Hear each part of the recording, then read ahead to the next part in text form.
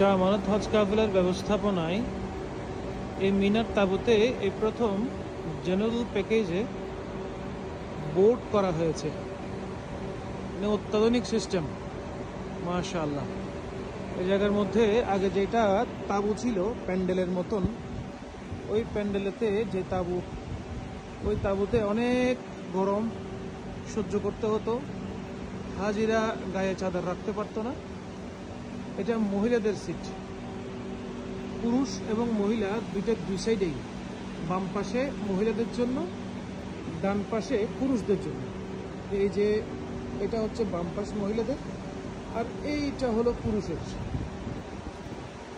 এটাই বোর্ড করা হয়েছে চমৎকার ভাবে, মাশাআল্লাহ।